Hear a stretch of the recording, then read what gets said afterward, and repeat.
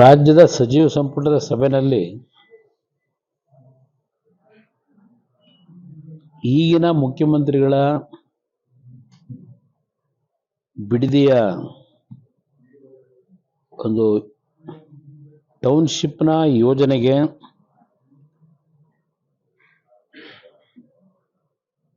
ಒಂದು ತಾಂತ್ರಿಕ ವರದಿ ಕೇಳ್ತಾ ಇದ್ದಾರೋ ಇಲ್ಲ ಅಲ್ಲಿಯ ಸಾಧಕ ಬಾಧಕಗಳ ಬಗ್ಗೆ ವರದಿ ನೀಡಿ ಅಂತ ಹೇಳಿ ಒಂದು ಕಮಿಟಿಯನ್ನು ರಚನೆ ಮಾಡಿದ್ದಾರೋ ನನಗೆ ಅದರ ಮಾಹಿತಿಗಳು ಇಲ್ಲ. ಆದರೂ ಸಹ ಪತ್ರಿಕೆಯಲ್ಲಿ ಗಮನಿಸಿದ್ದೇನೆ. ರಾಜ್ಯದ ಒಬ್ಬ ನಿವೃತ್ತ ನ್ಯಾಯಾಧೀಶರು ಅವರ ಒಂದು ನೇತೃತ್ವದಲ್ಲಿ ರಾಜ್ಯದ ಮಾಜಿ ಮುಖ್ಯ ಕಾರ್ಯದರ್ಶಿಗಳು ರಂಗನಾಥ್ ಅವರು, ಮತ್ತೊಬ್ಬ ನಿವೃತ್ತ ಹಿರಿಯ ಅಧಿಕಾರಿ ಉಮಾಶಂಕರ್ ಅಂತಕ್ಕಂಥವರು, ಮತ್ತೊಬ್ಬರು ಪ್ರಸನ್ನ ಕುಮಾರ್, ಈ 4 ಜನರ ಗಣ್ಯರ ನೇತೃತ್ವದಲ್ಲಿ ಒಂದು ಸಮಿತಿ ನಿನ್ನೆ ದಿನ ಕ್ಯಾಬಿನೆಟ್ನಲ್ಲಿ ಆ ಒಂದು ವರದಿ ಕೊಡ್ಲಿಕ್ಕೆ ಈಗ ರಚನೆ ಮಾಡಿರ್ತಕ್ಕಂಥದ್ದೇನಿದೆ, ಬಹುಶಃ ನಾನು ಹಿಂದಿನ ಸಿದ್ದರಾಮಯ್ಯನವರು ಮುಖ್ಯಮಂತ್ರಿ ಇದ್ದಾಗ ಹಿಂದಿನ ಅವಧಿಯಲ್ಲಿ 2013-18 ಆ ಸಂದರ್ಭದಲ್ಲಿ ಇವರು ಸಹ ಮಂತ್ರಿಗಳಿದ್ದರು. ಬೆಂಗಳೂರು ದಕ್ಷಿಣ ಅಂತ ಈಗೇನು ಘೋಷಣೆ ಮಾಡಿದ್ದಾರೆ ಜಿಲ್ಲೆ ಅಂತ, ಹಾಗೇನ ರಾಮನಗರ ಜಿಲ್ಲೆ ಅವರು ಉಸ್ತುವಾರಿ ಸಚಿವರು ಇದ್ರು.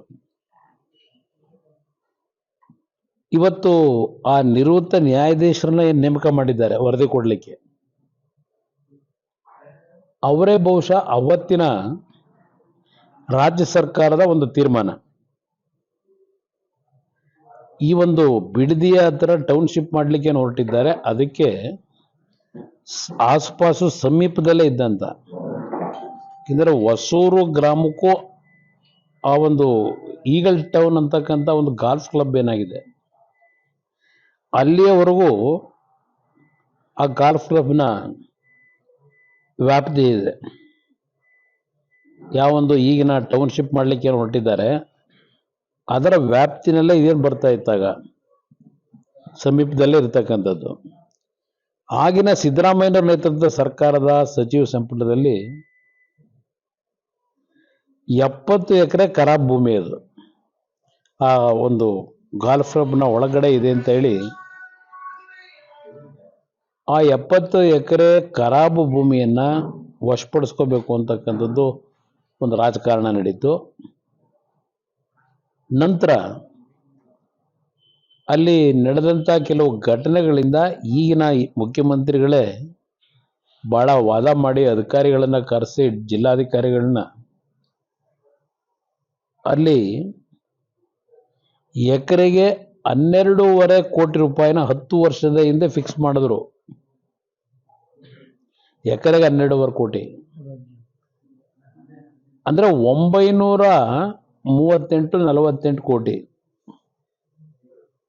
ಹಣ ಕಟ್ಟಬೇಕು 70 ಎಕರೆಗೆ ಅಂತಕ್ಕಂಥ ಸಚಿವ ಸಂಪುಟದ ನಿರ್ಧಾರ.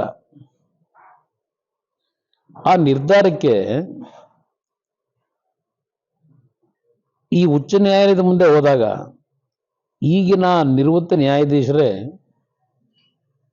ಆ ಸಚಿವ ಸಂಪುಟ ತೆಗೆದುಕೊಂಡಂತ ನಿರ್ಧಾರ ಸರಿ ಇದೆ ಅಂತಕ್ಕಂಥ ತೀರ್ಪು ಬಂದಿದೆ. ಈಗ ಆ ತೀರ್ಪನ್ನ ಕೊಟ್ಟಂತ ನಿವೃತ್ತ ನ್ಯಾಯಾಧೀಶರನ್ನೇ, ಅದೇ ವ್ಯಕ್ತಿಯನ್ನೇ ಈಗ ಈ ಒಂದು ಡೀಟೇಲ್ ರಿಪೋರ್ಟ್ ಕೊಡಿ ಅದರ ಬಗ್ಗೆ ಅಂತಕ್ಕಂಥ ಒಂದು ಟೌನ್ಶಿಪ್ನ ಭೂಸ್ವಾಧೀನ ಮಾಡ್ಕೊಳ್ಳಿಕ್ಕೆ, ಅದರಿಂದ ಆಗ್ತಕ್ಕಂಥ ಪ್ರಯೋಜನಗಳು, ನಾವೇನು ಮಾಡಬೇಕು ಅಂತ ಇದ್ದೇವೆ ಅಂತ ಏನು ಹೇಳಿದ್ದಾರಲ್ಲ, ದೊಡ್ಡ ದೊಡ್ಡ ಉದ್ಯಾನವನಗಳು, ದೊಡ್ಡ ದೊಡ್ಡ ರಸ್ತೆಗಳು, ಇದೆಲ್ಲ ಹೇಳ್ಕೊಂಡಿದ್ದಾರೆ ಮುಖ್ಯಮಂತ್ರಿಗಳು. ಒಂದು ಅಡ್ವರ್ಟೈಸ್ಮೆಂಟು ಕೊಟ್ಕೊಂಡಿದ್ದಾರೆ, ಅವರ ಧ್ವನಿಯಲ್ಲೇ ಹೇಳಿದ್ದಾರೆ, ಮಾಧ್ಯಮದ ಮುಂದೆ ಹೇಳಿ ಇಡೀ ರಾಜ್ಯದ ಜನತೆ ಮುಂದೆ ಇಟ್ಟಿದ್ದಾರೆ. ಕ್ರೀಡಾಂಗಣಗಳು, ಆಸ್ಪತ್ರೆ, ದೊಡ್ಡ ರಸ್ತೆಗಳು, ಎಐನ ಸೆಂಟರ್ಗಳು ಇದೆಲ್ಲ ಹೇಳಿದ್ದಾರೆ. ಎಷ್ಟು ಜನ ಬಿಡದಿ ಹತ್ರ ನಮಗೆ ಲ್ಯಾಂಡ್ ಕೊಡಿ ಅಂತ ಅರ್ಜಿ ಹಾಕಿದ್ದಾರೋ ಗೊತ್ತಿಲ್ಲ, ಅಲ್ಲಿ ಉದ್ಯೋಗ ಸೃಷ್ಟಿ ಮಾಡ್ತಕ್ಕಂಥವ್ರು. ಇಲ್ಲಿವರೆಗೂ ಬಿಡದಿ ಹತ್ರ ನಮಗೆ ಉದ್ಯೋಗ ಸೃಷ್ಟಿ ಮಾಡಲಿಕ್ಕೆ ಭೂಮಿ ಕೊಡಿ ಅಂತ ಯಾರೋ ಅರ್ಜಿ ಹಾಕಿದ್ದಾರೆ ಅನ್ನೋದು ನನ್ನ ಹತ್ರ ಅಂತೂ ಮಾಹಿತಿ ಇಲ್ಲ. ಈಗ ಅವತ್ತು ತೆಗೆದುಕೊಂಡ ಸಚಿವ ಸಂಪುಟದ ನಿರ್ಧಾರ 900 ಕೋಟಿ ಕಟ್ಟಲಿಕ್ಕೆ ಏನು ಹೇಳಿದ್ರು, ಎಕರೆಗೆ 12 ಕೋಟಿ ತರ, ಅದು ಸರ್ಕಾರದ ಖರಾಬ್ ಭೂಮಿಗೆ. ಈಗ ರೈತರಿಗೆ ಇವರು ಘೋಷಣೆ ಮಾಡಿದ್ದಾರೆ, ಮೊದಲು 2 ಕೋಟಿ ಅಂದ್ರು, ಈಗ 3 ಕೋಟಿ ಅಂತ ಹೇಳಿದ್ದಾರೆ. ಅದು ಯಾವ ಆಧಾರದ ಮೇಲೆ ಮುಖ್ಯಮಂತ್ರಿ ತೀರ್ಮಾನ ಮಾಡ್ತಾರೆ 3 ಕೋಟಿ ಅಂತ ಗೊತ್ತಿಲ್ಲ. ಜನಕ್ಕೆ ಯಾವ ರೀತಿ ದಾರಿ ತಪ್ಪಿಸ್ತಾರೆ ಅನ್ನೋದಕ್ಕೆ ನಾನು ಹೇಳ್ತಕ್ಕಂಥದ್ದು.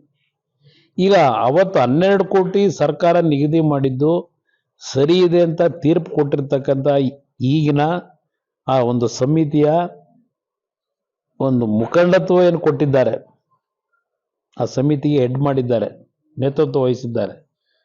ಈಗ ಅವರು ಅಲ್ಲಿ ಹೋಗಿ ಪರಿಶೀಲನೆ ಮಾಡಿ ಅವತ್ತು 12 ಕೋಟಿಗೆ ತೀರ್ಪೇನು ಬಂದಿದೆ ಇವರೇ ಕೊಟ್ಟಿದ್ದಾರೆ. ಈಗ ರೈತರಿಗೆ 2 ಕೋಟಿ ಕೊಡೋದು ಸೂಕ್ತವ? 12 ಕೋಟಿ ಕೊಡ್ಬೇಕಲ್ಲ. ಈಗ ಅವತ್ತು 10 ವರ್ಷದಿಂದ ಆಗಿರೋದು, ಈಗ ಎಷ್ಟು ಕೊಡ್ಬೇಕಾಗಿದ್ದಾರೆ? ಅದೇ ನ್ಯಾಯಾಧೀಶನೇ ಈಗ ನಿವೃತ್ತಿಯನ್ನು ಹೊಂದಿದ್ದಾರೆ, ಅವ್ರನ್ನೇ ನೇಮಕ ಮಾಡ್ಕೊಂಡಿದ್ದಾರೆ. ಈಗ ನಾನು ಆ ಒಂದು ನೇತೃತ್ವ ವಹಿಸಿರ್ತಕ್ಕಂಥ ನಿವೃತ್ತ ನ್ಯಾಯಾಧೀಶರಿಗೆ ಈಗಾಗಿದ್ರೆ ನೀವು ಅಲ್ಲಿ ಹೋಗಿ ಏನ್ ರೇಟ್ ಫಿಕ್ಸ್ ಮಾಡ್ತೀರಿ? ಅವತ್ತು 12 ಕೋಟಿ ಫಿಕ್ಸ್ ಮಾಡಿದವರು, ಒಪ್ಪಿಗೆ ಕೊಟ್ಟವರು ನ್ಯಾಯಾಲಯದಲ್ಲಿ. ಯಾಕೆಂದ್ರೆ ನಾನು ಅವರ ತೀರ್ಪಿನ ಬಗ್ಗೆ ಚರ್ಚೆ ಮಾಡ್ತಿಲ್ಲ. ಸರ್ಕಾರದ ನಿಗದಿ ಮಾಡದಂತ 12 ಕೋಟಿ ಏನಿದೆ ಎಕರೆಗೆ 10 ವರ್ಷದಿಂದ ಕೊಟ್ಟಿರ್ತಕ್ಕಂಥದ್ದು, ಅದಕ್ಕೆ ತೀರ್ಪನ್ನ ಕೊಟ್ಟಿರ್ತಕ್ಕಂಥದ್ದು ಏನಿದೆ ಅದೇ ನ್ಯಾಯಾಧೀಶರು ನಿವೃತ್ತಿ ಹೊಂದಿದ್ದಾರೆ. ಅವರ ನೇತೃತ್ವದಲ್ಲಿ ಈಗ ಆ ಒಂದು ಬಿಡದಿಯ ಅಕ್ವೈರ್ ಮಾಡ್ತಕ್ಕಂಥ ತೀರ್ಮಾನ ಮಾಡ್ಕೊಂಡಿದ್ದಾರೆ. ಸರ್ಕಾರ ಹೊರಟಿದೆ. ಈಗ ರೇಟ್ ಏನು ಫಿಕ್ಸ್ ಮಾಡ್ತಾರೆ? 10 ವರ್ಷ ಆಗಿದೆ, ರೈತರಿಗೆ ಎಷ್ಟು ಕೊಡ್ತೀರಿ? ಆ ಸಮಿತಿಗೆ ನಾನು ಕೇಳಲಿಕ್ಕೆ ಬಯಸ್ತೀನಿ, ಸಮಿತಿಯ ನೇತೃತ್ವ ವಹಿಸ್ತಕ್ಕಂಥವ್ರು ಯಾವ ತೀರ್ಪು ಕೊಡ್ತಾರೆ ಈಗ ಅಂತ ಹೇಳಿ.